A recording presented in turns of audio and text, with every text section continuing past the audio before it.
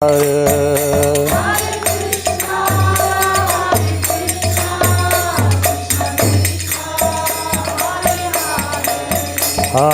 Rama, Rama Rama, Hare Hare.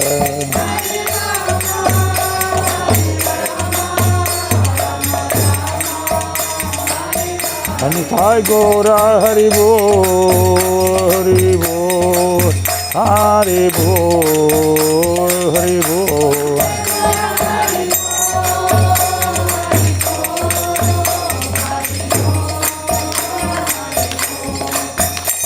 Go Premanande, Hari Hari Bol.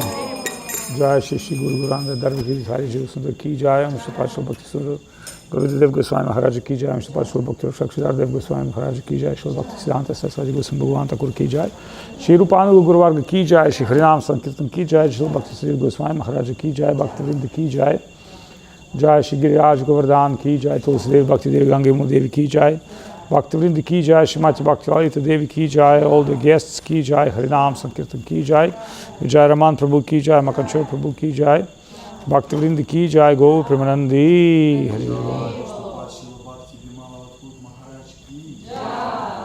You give the guests a little cover? Yeah, take it. Just to make you feel a little comfortable, that's it. From Alaska, remember? Yes. No, just cover, because it's going to be a little cold here, and we have a very extensive, important talk tonight. You know, I was 3 months in India, traveled in India. I was speaking English today because we have some English-speaking guests, and we have a translation. And, you know, there's something to conclude about India. First of all, you know, India is a wonder country, and it's overpopulated in the sense that all holy places become huge destinations. Previously, certain holy places, people would come as pilgrims to Himalayas. They would travel in a small group with little horse, little donkey, and they would stop in certain villages, and they would, you know, there'll be dharmashala, some very simple place where you can, for 1 rupee, they give you the blanket, and you can sleep, and you can continue your journey. And dharmashala principle was very interesting. When I met one of my friends in Kerala, he's the Raja family, the kings of Kerala, and he introduced me with the queen. And you know, one part of his family is the Kshatriyas, the kings, and one is Brahmanas, the priests, combined together. It's a very interesting combination. So he told me like a very interesting way, because I said, well, where we can go to eat? He said, oh, there's a hotel here. I said, oh, we don't need to stay, we need to eat. He said, hotel. So for us, for the Russians, and most of the people who work hotel does not mean restaurant. But for a lot of South Indians, hotel means restaurant. And I said, so funny, where hotel does not click as like a restaurant for us, more like a guest house, etc. He said, yes, and he said, for us, hotel also not clicking so well. I said, well, because you're Indian. He said, no, because in our country, it's never been food for sale until recently. Would you imagine this, that, I mean, certain prasadam would be in certain temples, you would have to pay something for it.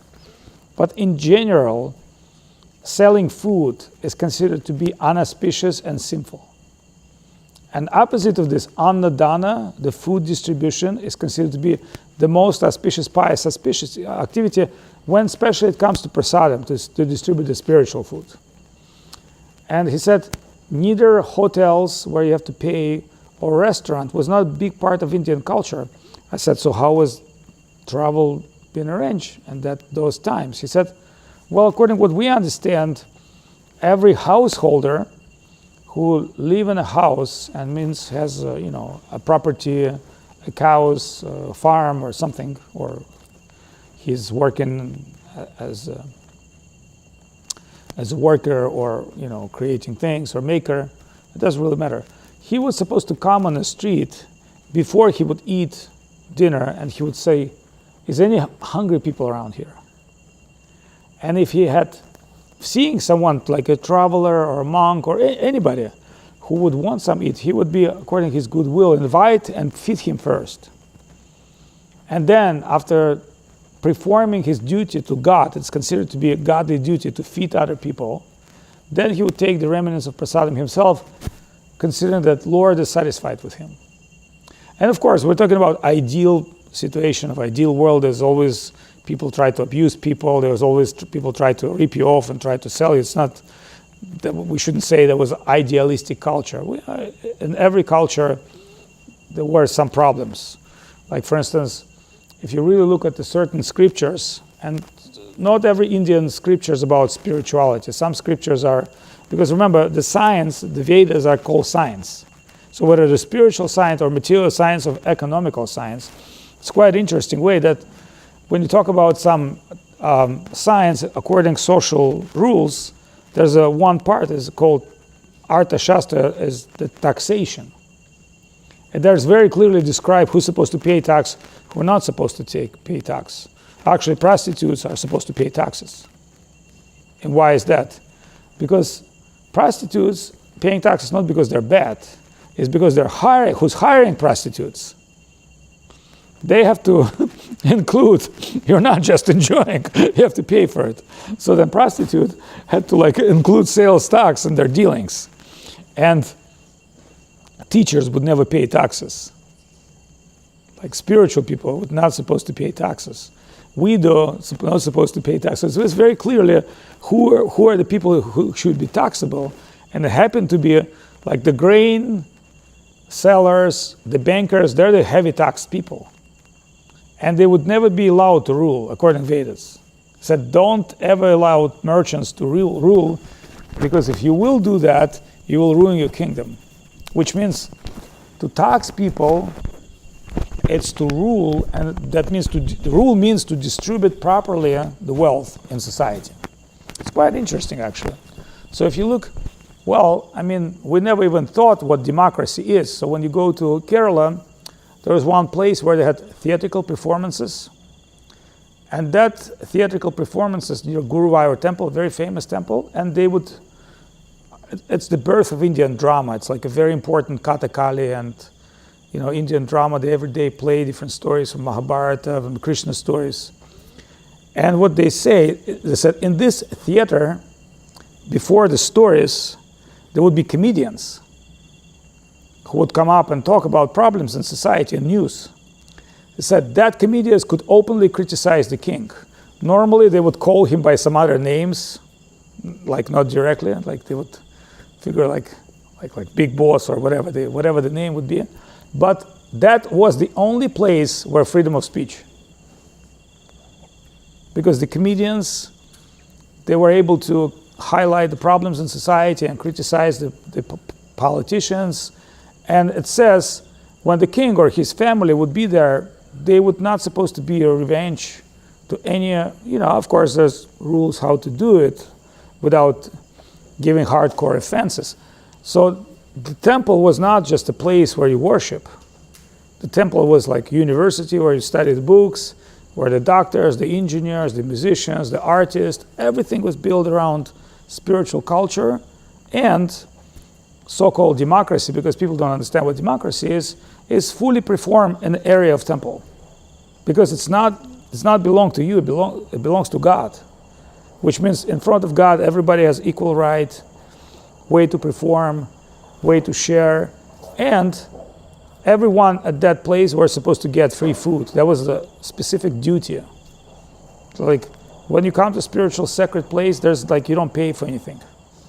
The prasadam at certain time, there may be some other food shops, but certain time, the Lord remnants should be distributed. And it was also in Jagannath Puri. So it's quite interesting. I've read some scriptures on the way here, and it says in scripture that Jagannath temple will be here for 10,000 years of Kali Yuga. Ganga will flow for 5,000 years. So in scriptures describe what will remain and what will not remain in this very, when we say global warming. But actually, it's a very interesting thing about global warming. If you really study the science, what do we learn in school? Ice Age, right? Why do they find fossils of dinosaurs and mammoths in Siberia? it wasn't exactly the coldest place. So when we say, oh, world is like global warming, if you really look at the Indian map, you'll find one of the very famous river. And you know how famous this river is? Where do you think word India came from? Didn't came out of India, but what is India? Who do you know that? Hindu. Okay, what does that mean? Sindhu River. Oh, Sindhu, and then later Hindu and Hindu. It's one of the pronunciation. Right, so the word India came from the river which does not exist today. It's dried out. And do you know when it dried out? It didn't dry out yesterday. How many years ago it dried out? At the beginning of Kali Yuga, maybe a couple thousand years or 1,000 years. So, one thing we can understand, I'm speaking to modern context of what is now pushing to the people's brain. Global warming, the change of climate, the change of atmosphere, it's always going on. It's like the ice age and fossils and dinosaurs dying in Siberia, and then you can get their tusk out of ice, and the rivers are getting dried, because it described to be the change of the age. And also it is, what is more important, is tremendous change of consciousness. See, why is that every time you need to restate spiritual ideas? Because the people 100 years ago would not understand what you're talking today. They would barely understand your language. Just imagine you're coming to 100 years old America and tell, just go to that website, download that stuff and share it with me. What people would say? If you would 100 years ago in America say, well, just get your hard drive. Or driving something. So it's like, you would think world is not changing, but we can understand world tremendously changing, the value of the world changing, the understanding of reality is changing, but what is not changing is truth. It's non-changeable truth, but the truth itself required to speak again and again and again. And out of all kinds of truth, which without truth society can't function, what is the most important truth?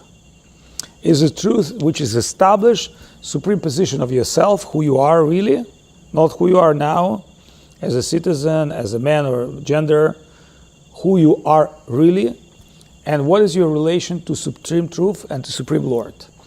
So it says, these are the most important two knowledges, who is the God and who you are. If that is being accessible to any civilization, to any way, any possible way, that this civilization considered to be has hope. When these two ideas are devoid of any social system, just like communist China or communist Russia, they will just forbid you speak about God and soul. Like, you know what, I was in school, my first education about God, the God is idea for stupid people. The God is idea for like useless people. People who don't believe in themselves. But what the people is, nobody can explain you. So all these things made me question, because when I was a child, I was not completely stupid. I've read Solzhenitsyn book at 12 years old. Just imagine, in a Russian history class, I know about concentration camps, and this beautiful teacher telling me like we live in the most wonderful country, that all day long thinking about how to save people's life. And I said, hey, what about concentration camps? Have you ever heard about anything? I don't think she even heard that, because I had a connection with one professor of English. He actually was gay. And then I realized the reason he likes us, because he's just like children. Well, some more than others. Lucky I was not one of those. But I thought, why is it 12 years old, we're coming to this old gay guy professor of English, and he's showing us the Solzhenitsyn, the Nostradamus, the Shakespeare. He's a super intellectual guy. He showed us everything. He gave us the whole insight about the world history, what Soviet Union is, and it was shock. It was shock to me. I mean, just imagine, my real guru was a professor of English from university who was a gay. Then later I discovered he tried to, connect with some of my friends. That's why he liked the young boys come to him. But he was super intellectual. He couldn't stop sharing spiritual things. And he was subscribed to every university in America. He was writing articles, a super guy. And he was my first guru who opened my eyes that there's another reality besides the news and TV and stuff, and there are other languages, and he spoke I think he spoke like 10 languages, not just English. And he had the books I never could even see. He had like Nostradamus prediction book. He told us everything about future. He had Gita and Vedas. He told us about Vedas and Upanishads.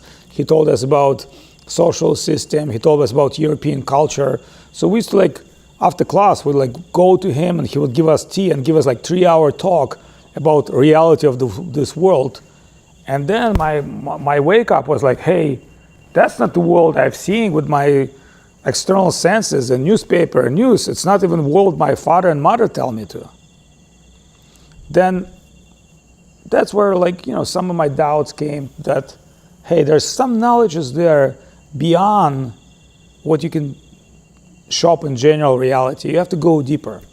So, and he also was a hard reader. He would read a book a day, almost.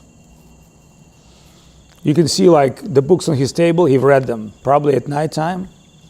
And then I thought, okay, well, that's a wonderful opportunity for me to start reading the books. But then what I understood in my life, there's a big difference between the book idea and the real idea.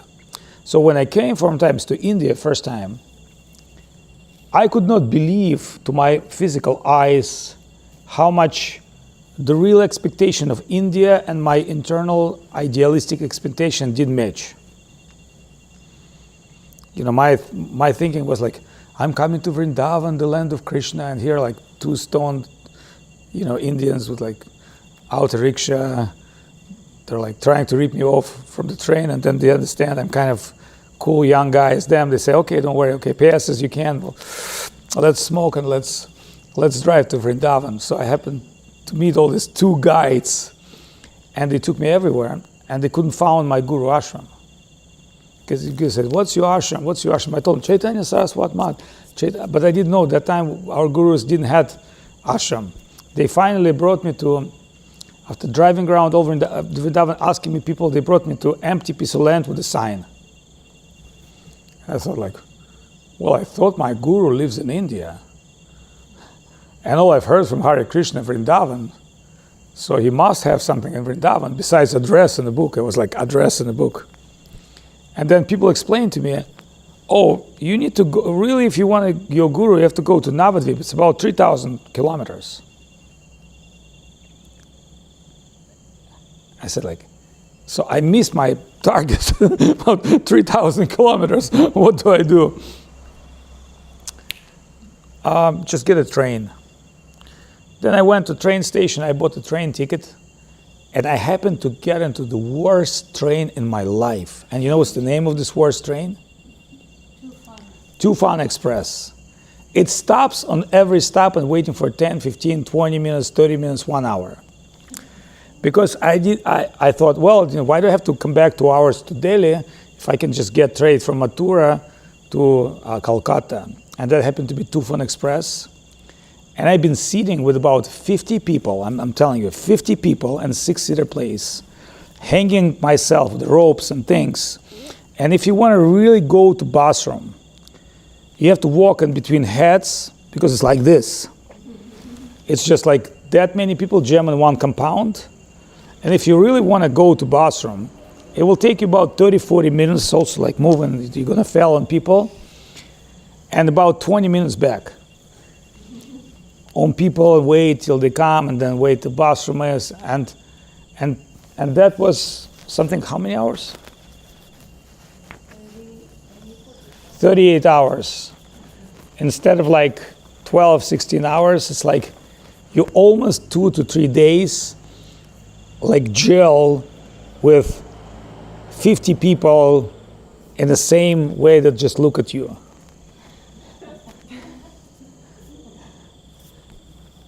So just imagine, it's I'm sitting like this, and they're somebody bringing goat, somebody bringing some stuff that they carrying to local market because it's a local train. It's just like, it's not like the Rajdhani Express or like high-level train. It's like complete disaster, local disaster train. But that's how you know the India. So I guess one time, Srila Bhaktisiddhanta Saraswati Thakur, the guru of Sridhar Maharaj, and Sridhar Maharaj coming by this kind of a train, because that was a common train for Indians. So they got, as a group, they got on that train, and they're sitting on that train. And happened to be one yogi came in. And Bhaktisiddhanta Saraswati Thakur, as he's riding this train, like you've got an audience, it's called slaves. That's why if you study the advertising, they said, why is best advertising in bathroom? Because you'll be like reading in the bathroom like if you want to put some important notice, put it in the bathroom. Like or elevator, like in China, very smart, because you're a slave, you will read this advertising. And you'll remember that, because that's your moment when you're on your own. So they make you look at the screen. So in a slave audience, Srila Bhaktisiddhanta Saraswati Thakur, he would preach. And not only he's preached to his own disciples, he would also preach to general crowd that in the train. So that one yogi was in that train, listening of Srila Bhaktisiddhanta Saraswati Thakur. And he was so internally fulfilled with Harikatha, with descriptions, what Saraswati Thakur said, that he wants to do something for Bhaktisiddhanta Saraswati. But Bhaktisiddhanta Saraswati, what is, he just understood this is supreme. If you're a yogi, you know you need to be inside to understand who's real, who's not. It's actually very funny. Because you would think they all look the same, they actually not look the same. They think they all act the same, actually they're not acting the same. So if you've been shopping for supreme truth in Himalayas or some places, you've met some people, you've met some sages. How do you recognize them? Not by the beard and things, because that anybody can get exotic look. You get them by a few things, the performance or speech. So there are two types of people. Bhajananandi, those who practice. Normally those guys, they don't share. Like the real yogis, when they go to Himalayas to meditate in a cave, do you know what they really do? I remember the first thing hit COVID, there were people grabbing rapidly toilet paper in stores.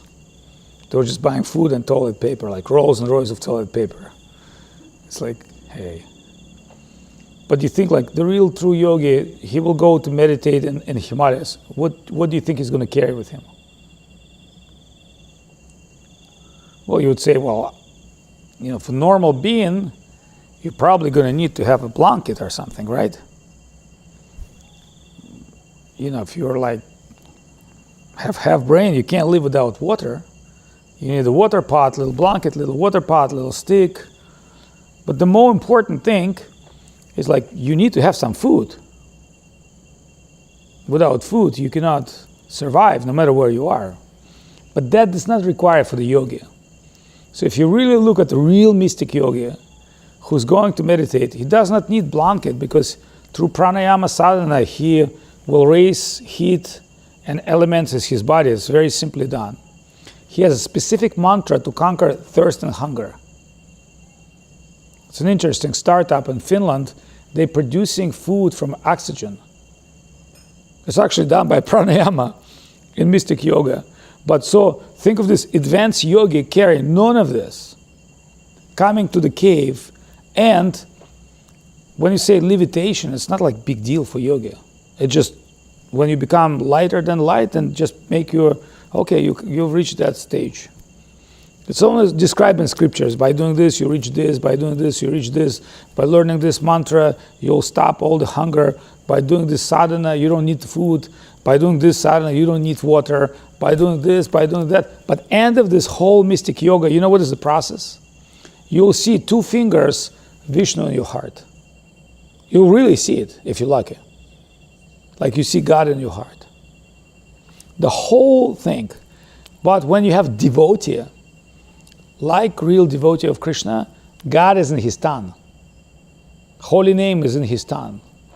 And it says, who is connected with Supreme Krishna consciousness, not only himself, he will vibrate the divine name, he will also make to dance everything. So there was one story. There were two famous, one is a famous saint, is called Gyaneshwar. And his life is very, very dramatic because he's born from a sannyasi family. His father took sannyas, was Brahmana. Brahmana is allowed to take sannyas. And then he couldn't resist sannyas, he remarried. And that for Indian people, any sannyasi remarry, for Indian people it's like disgusting. Then with the child born, the society said, no, your father were taking sannyas, then he remarried, like, get out of here. You're not a Brahmana, you're not a sannyasi, you're no one. So that Brahmana boy, son of sannyasi, was very genius guy. What made him more genius is when he was completely rejected by society, he asked, what should I do? And you know what some great people told him? He said, from material point of view, there's nothing you can do. That's your karma. You're born in a worse circumstance. But from spiritual point of view, you can always surrender to God. God loves fallen people. God has no problem with that. Don't mistake society and God. So that boy, through his natural, you can say karma or circumstance that had been created to him by Supreme Lord, surrender completely. And through his complete surrender, obviously, because he was a brilliant, his father wasn't that stupid. A very, very well trained person, Brahmana monk. Then the accident happened in his life, but he died. His father and mother died very early. But so Gyaneshwar became one of the greatest preachers of Bhagavad Gita. And you know what would be his messages? Because in India you have a very orthodox religious society, so he didn't go that part. Because that part is, schmoozing your ego, oh, I'm a Brahmana, I'm a very high position, I'm a learned man.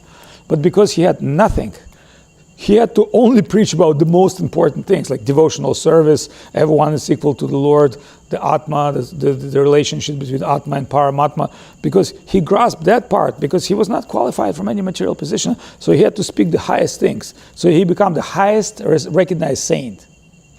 Highest recognized saint in his age, young age, and guru. Just imagine, from no one, finally achieved the highest respectable position through his knowledge, through his supreme, and if you have any of that, nothing you can hide. People will recognize your genius. So one yogi who was a great yogi and had so much mystic power, were told by his disciple, in this area the most supreme guy is Gyaneshwar.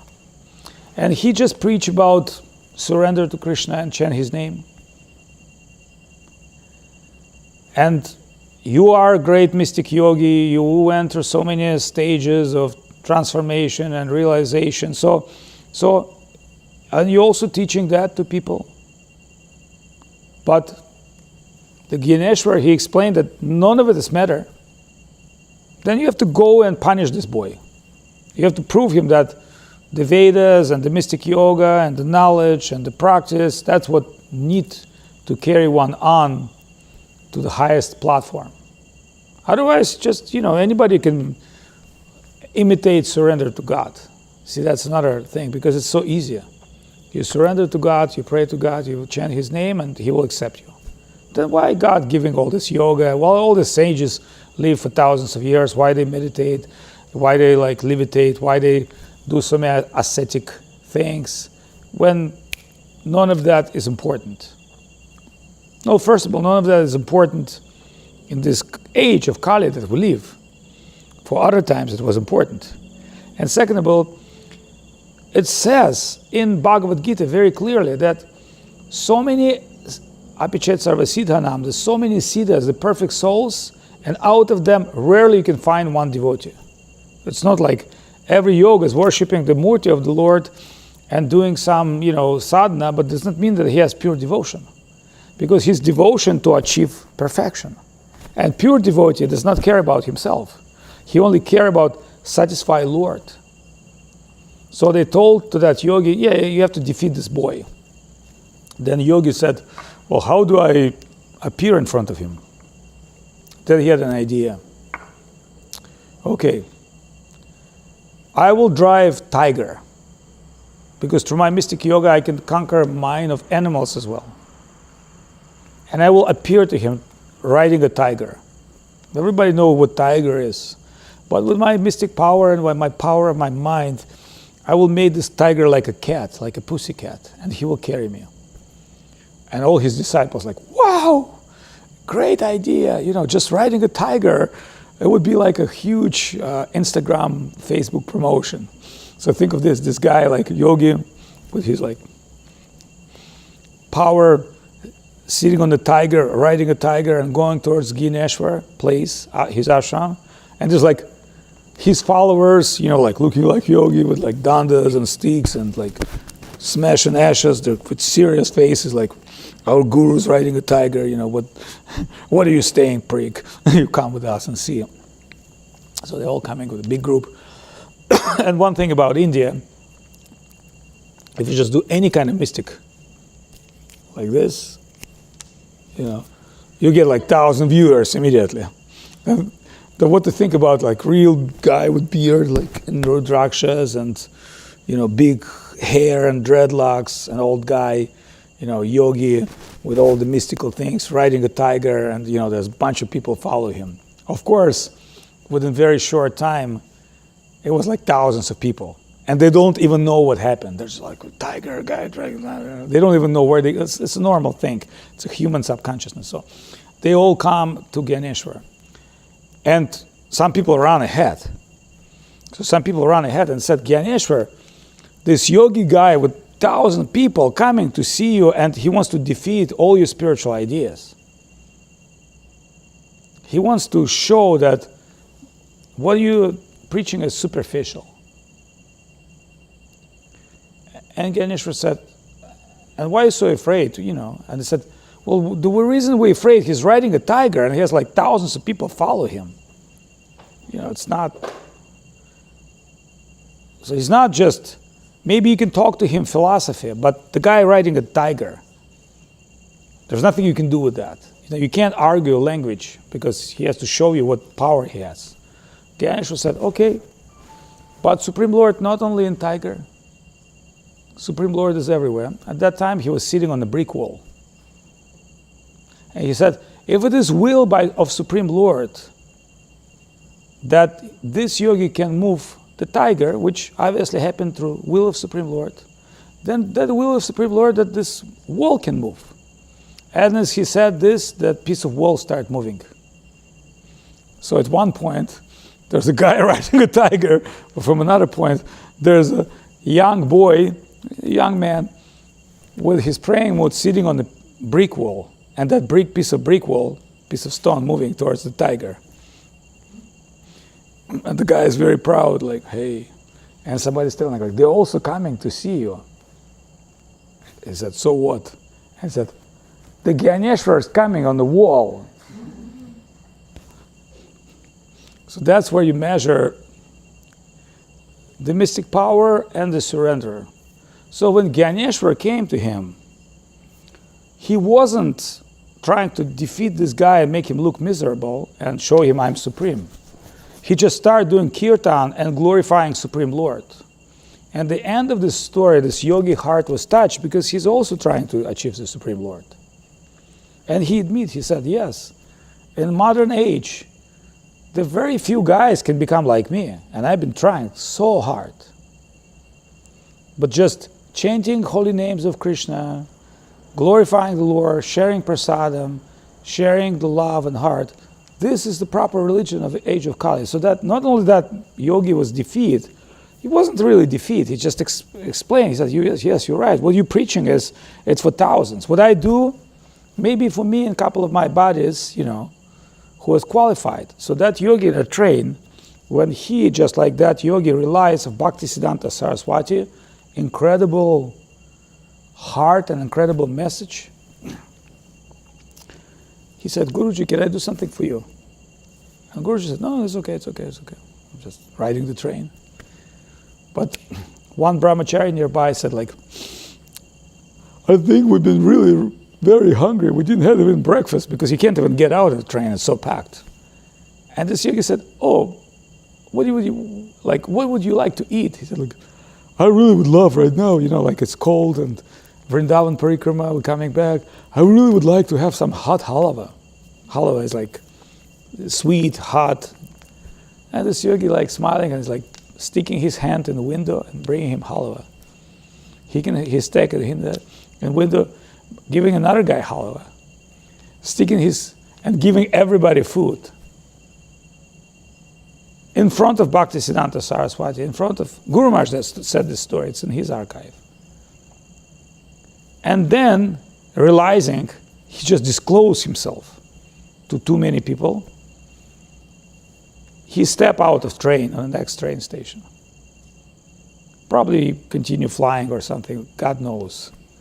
But that's kind of people you can meet on a train of Tufan Express if you have that kind of fortune and vision. Otherwise, you meet the goat, you meet like a bunch of guys who's coming from one village to another village, but you also meet sometimes a yogi, a sadhu. And I remember one time we were traveling in Himalayas. It was very super cold. It was like almost like a rain, snow rain. And I've seen one old yogi. He was just walking. He had like very like Vijayaraman, probably the same age. You can't tell the age. He was like very slim guy. He had like a deer skin or animal skin, and he like carried the water pot, kamandalo, and just going with like no dress. Just like, it was like we were cold. And this guy was just like going. And I look at him, I said like, ooh, where is this guy going? Nowhere. You don't even know. So it says in scriptures that Badrinath, where the Badrinath ashram, that part of Himalayas, their mystical Siddha ashram, where Madhvacharya, Madhvacharya visit Vedavyas, Parashuram, Ashwatthama, all the great characters, they're still living there. But it also says in the scripture, if you have no consciousness, you will never see them, you'll never meet them. They're the great sages who, keeping the spiritual knowledge, and the proper time, after 400,000 years, they will give it this knowledge again. And time to time, some super qualified devotees coming there, like Madhva, he came there, and finally, because he was meditating on Vedavyas, and Vedavyas is himself a position. But in this age of Kali, the Kali Yuga which we live is unique. Vedavyas himself is the Supreme Lord. Normally, this position of Vedavyas, the guy who comply all the Vedas and all the knowledge, is being played by some very realized yogi saint. But time to time, God himself, Krishna himself, Haman become Vedavyas. This time it happens. So our Vedavyas is not just an ordinary sage. So when he comes as extraordinary, the Supreme Lord himself, he has to do something super, super extraordinary, which is called Srimad Bhagavatam, the Bhagavad Purana.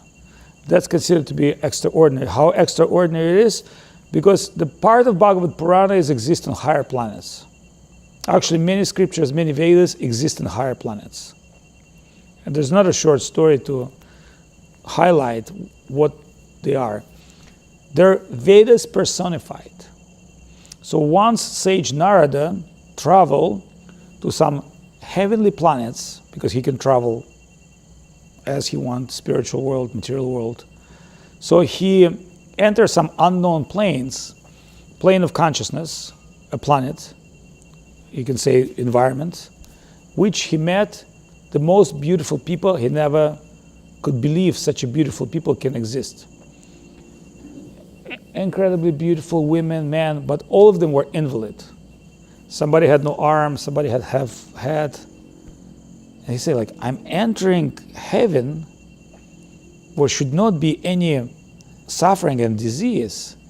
And I see the most beautiful beings in this heaven. They're just look as beautiful as gods and goddesses, but for some reason they're injured, and somebody has no legs, somebody have brain, And they're still alive by mystic power. So he asked all these people, he said, who are you? And they told him, we are the Vedas personified. We are the scriptures. We have all the knowledge. I said, why you are such a misfortunate situation? They said, that's what people made with us. When people read us, some people try to abuse us just for knowledge. Some people just abuse us the way they pronounce us. There's so many different abuses. So that's why we are like this. And Narad said, well, if people are completely abusing you, who you meant for? And they conclude, yes, we meant for devotees only. Only devotees can draw proper meaning. Only devotees have proper understanding of spiritual knowledge. So when Narada searched who was that devotees, you know who he found? Gopis of Vrindavan. They're considered to be the most qualified people for Vedas. But if you really look at the Gopis of Vrindavan, you know what they will tell you? Sorry, we're not yogis. Sorry, we're not jnanis. We're not intellectuals. Why we're not yogis? Because yogis, with all their meditation in Himalayas and caves and levitation, they try to concentrate mind on Krishna, on Vishnu, not even Krishna. A general position of Supreme Lord and different avatars. And there is a particular meditation which are taught in different yugas, how to properly meditate on God. It has nothing to do with close your eyes and imagine. No, it's like you have to unplug all your mental system and then into coming to the true self, separate yourself from fire, water, ether, all the elements, the moods of material nature. Only coming through this position, you can have proper meditation. And you know, what is the gateway to meditation? Who knows that? What's the mantra gateway to meditation? Yes? Yes. But it says in scriptures, if you only realize first part of Om, you will not achieve that. Because the Om has many combinations of mystical letters and numbers.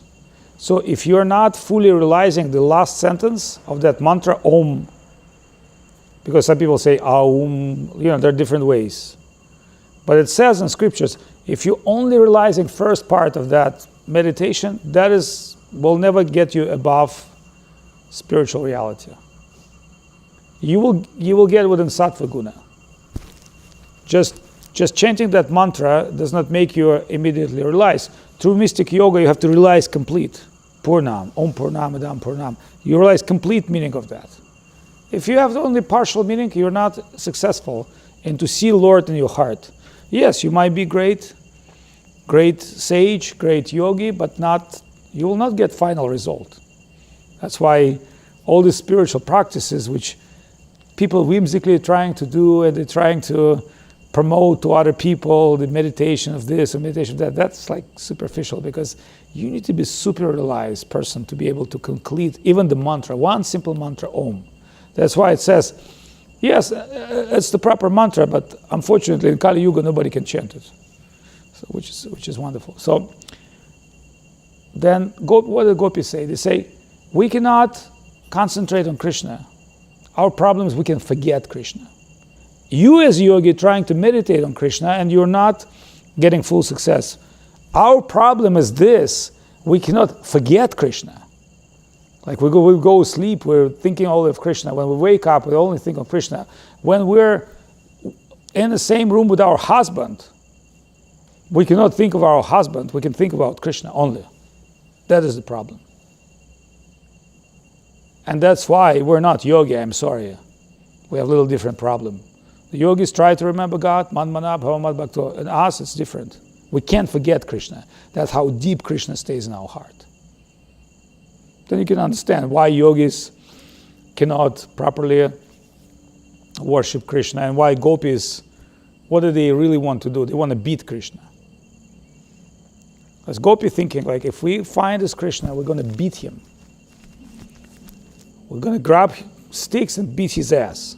Why? Because he's promised to dance with us. He's not staying to his promise. So we're going to tell, you're a liar. We give up our homes, our cows, our children, everything for you, and you promise you're going to dance with us, but you're not dancing with us. So what, in place like Vrindavan, you go to a place called Haridev Mandir. In front of that Haridev and Manasiganga, Chaitanya Mahaprabhu himself danced. Why did he dance there? Because he's come in the mood of gopis. Mahaprabhu is Krishna, but in the heart of Radharani. So when gopis at that very place, they chant name Haridev, Haridev, and Krishna ran, as he heard voice of gopi, he stunned. He became a statue. He just had so much ecstasy, he couldn't even move. You know, like you say, like, I'm stone. So he had so much love and ecstasy, Krishna couldn't move, and he became that Haridev. Then Gopi said, yes, good, now we can come and see you every day. So a lot of those places in Vrindavan, they're all connecting with different spiritual pastimes and devotees, but that's the level of Krishna consciousness of the Braja Gopis. So then Narada understood, yes, you're right. Only gopis, they can chant whatever they say, even if they swear Krishna, if they say the worst, ugly words, it's better than Vedas. Because their words are full of love of Krishna, full of love of God. I mean, word God doesn't even work for them, because God is an abstract idea. The Krishna is like very particular person with a beautiful peacock feather, with a beautiful hair, unbelievable eyes, incredible smile, beautiful gesture, and when he's moving, it's just like slow-mo. It says like when he starts playing flute, people like get mesmerized. Like animals, trees. Think of this like Krishna playing, and like everybody's like, oh. And everyone realizing sound of Krishna flute has complete understanding of his service with Krishna. Like when the cows hearing Krishna's flute, they understand, okay, we got to go back home. Our pastime with Krishna is finished. Now we have to deliver the milk for Krishna sweets. Gopi is thinking, okay, so if Krishna's playing flute right now, that means he's also going to play flute at night. That means we have to finish our work to come back home so that our husband makes sure we went to sleep, do all this stuff. And as we're going to sleep, we will escape through the window to dance with Krishna. And it says in scriptures, those who could not escape, you know what happened to them? They died. But because you cannot die in spiritual world, what happened to them, they just left their body, and in their settled transcendental body, another one, they went to dance with Krishna. So their husbands thought, well, my wife is sleeping pretty hard.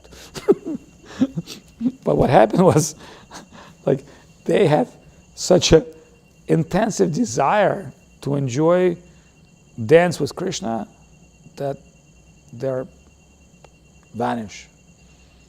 And in their form of their dream and their imagination, they come. So that's the whole story is about yogis and devotees. So it's a very like relative words, like devotees are respecting yogis, true yogis are respecting devotees. There's nothing wrong. It's not like, it's just think of which position true devotee has. It's not like us. We're not that position. I'm talking about our gurus who we worship. It's not like what we are, how intensively we think of Krishna. I think we're lives and lives far away from that, but just hearing all these things, according to Bhagavad, it will purify our heart. See, why is that yoga not recommended? Because by the time you're going to get to Himalayas, buying $3,000 ticket and $200 a train ride or whatever, car ride, you'll discover that you don't have enough toilet paper. That will your true conclusion will be, I can't do it. I would love to do it. I can't do it. I just can't possibly do what it says in scripture. And that would be honest conclusion. But what really says in scriptures, but if you start hearing daily about Krishna, what's going to happen is your heart gradually will purify. Not immediately, because heart has a lot of contamination. But start hearing about Krishna and chanting his name, and putting mind into Krishna, gradually, drop by drop, it will take your heart, it will take your consciousness, it will take your mind, but it's going to take time. And in which condition that will happen faster? If you take proper association of devotees. Like we have association of devotees. In association of devotees, this progress is immediately speeded up. But you would say, well, it's not easy to be around devotees. It's not a simple thing to live in an ashram. What should I do? Well, remember what Bhagavad say, the Bhagavad, which is, as we spoke, the strongest and the most powerful book ever about self-realization. Because everything else comes out of Bhagavad. Everything, all the Vedas, the gist of Bhagavad is there. But not for common people. That's why common people, they can understand little of Bhagavad. If you really start reading the Bhagavad commentary, you think, oh my God, I wouldn't even imagine so deep, because I have no real understanding. It appeared to be like superficial stories, but when you read the real commentators, which they explain why is that person mentioned in this book, what he've done, what was the power, and what's that part of knowledge he briefly described, and then you know, based on that few lines, there's like 20 Ayurvedic yogic books are been explained that method. But in the Bhagavad, Vedavyas wouldn't be able to cover all these mystic aspects. It just said very briefly. But it sets you directly. It's like, it's just like when you Google things, right? You just have one line and gets you to Wikipedia. So that's what Vedavyas did. He put all the most important things, but if you don't really understand what they mean, forget it. You'll get some superficial understanding. So in the depth of Bhagavad, it says, number one medicine in age of Kali, start hearing about Krishna. And it says, in this case, it's a very famous sloka, I forgot the Sanskrit, but the meaning I remember forever. Very fast, Krishna himself will liberate you from yourself. See, because it says in the scriptures that you can really defeat so many enemies, but the biggest enemy is within you as much as biggest friend within you. See, it's very easy to defeat and criticize outside enemies, but it's super difficult to defeat yourself. So what it says in Bhagavatam, that Bhagavad will help you to be free from your own self, from your negative self. So when Socrates got poisoned, and he was willingly poisoned, he could run away, he could escape his death penalty by admitting his guilt. He decided not to because he's super frustrated with society. And he was also super frustrated with mortality. He said, if there's afterlife world and all these great philosophers there, I'm going to hang out with them. But if there's no afterlife world, and all I have to do is just close my eyes and sleep, then I'm dying every day as I'm going to sleep. But after he took the poison, his last sentence was, I will not explain you in Greek because it's a Greek terminology of religious, but he basically explained, I think I'm free. What he basically said is like, I think this poison become like a nectar for me. Why is that so? Because I'm no longer exist in the bodily plane. And just before he drank the poison, to his own disciples and followers, he preached about immortality of the soul. His whole sentence was like, oh, you're dying. His wife told him, you're dying for nothing. He said, oh, you want me to die for something? Like, you're dying for no reason. So you want me to die for $100, right? Is that what you want to do? Then he said, okay, you explain to my sons that I was a man who was looking for truth. That as much as I can leave to my progeny. Because if I leave the money or something, yeah, that may work, may not work. But the fact is that the father was searching for truth. That's what I want them to know. So he's a brave man, and he's spoken very, very highly about being liberated by just thinking and speaking about soul. What to speak about super soul, Krishna. What to speak about super spiritual, deep idea and supreme, sweet, playful absolute, which has incredible, pastimes and sweet, and just that pastimes itself will capture your heart, and you will not be able to. It's just like good movie, you can't stop watching. What is about good movie or good art performance? You can't stop watching, just like a popcorn. So unfortunately, there's no any more films like this. But once in a while, you get one of those storytelling which capture you completely, and coming through this pastimes of the hero, your heart will purify.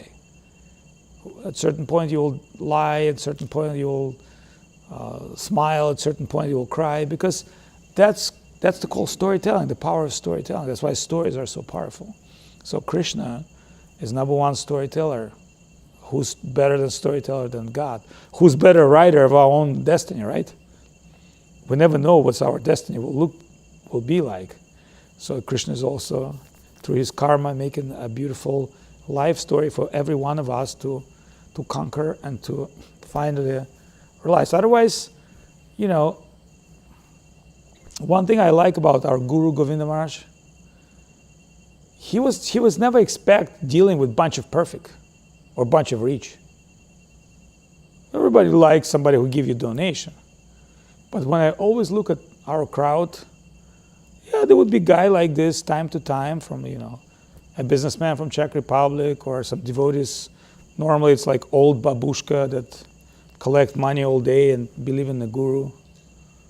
But that wasn't his program. His program was to look at us, as much as imperfect we are, to give us that perfection. So hearing about Krishna, glorifying Krishna, it's a very shortcut to perfection. It's require faith, it's require understanding, but you only get this in association of devotees. So it says in Bhagavad, if you don't have an association of devotees, you will not get it. It was so funny because in India I would meet so many Indians who's born in a Brahmin family, the priest family, and they would come to talk and they would be amazed what our gurus give. And I would tell them, you don't get this by just born Indian or born a Brahmana or born. You need to get this from devotee heart to your heart. Yes, you are a great candidate because you're born in a holy place, your father, mother, a temple people, but you have to have your own teacher. You have to have your own personal relationship. You have to have your own personal service, love and dedication, and then it will work. So, Hari Horaya Nama Krishna Yaduvaya Namoha Yadhovaya Madhovaya Keshvaya Namoha Gopala Govinda Ram Shri Madhusudano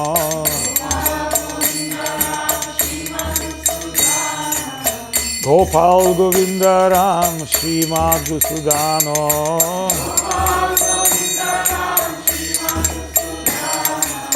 Giridhari Gopinath Modana Mohano Shri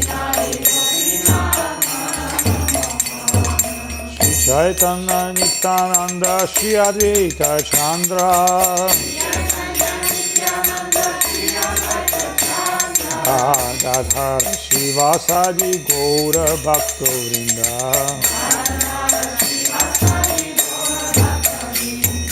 Jaya Rupa Sanatan Bhakta Raghunatha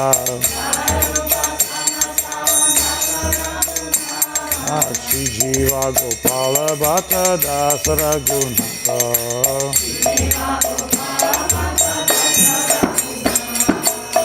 Jai Goshani Kori Charana Vandam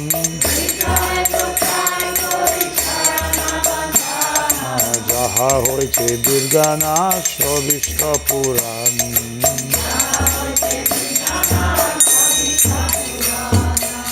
Jai Goshani Muni Tarno Dasa Jai Jaya Muni Dasa Sabara Padarenu More Panchagraso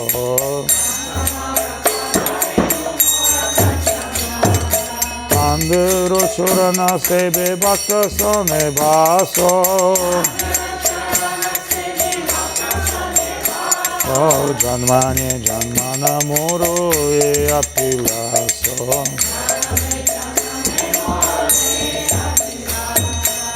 Ananda Bolo Hari Vraja Vrindavan. Ananda Bolo Hari Vraja Vrindavan. Shri Guru Vaishnava Pada Majari Aman.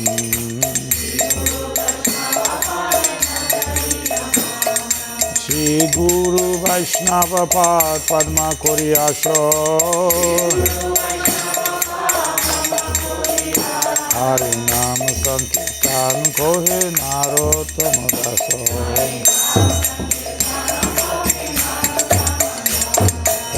Haraya Namah Krishna Yadhovaya Namaha.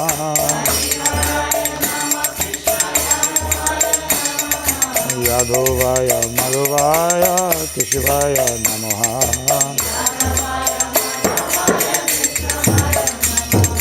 Gopal Govinda Ram Shimadu Sudano.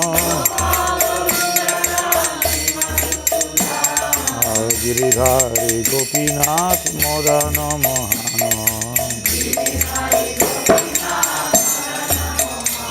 Haribo, Haribo, Haribo,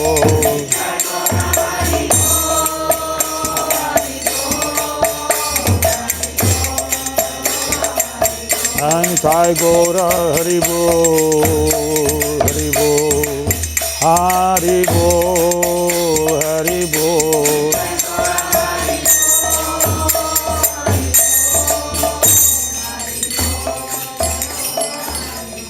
Go Premanande Hari Haribo.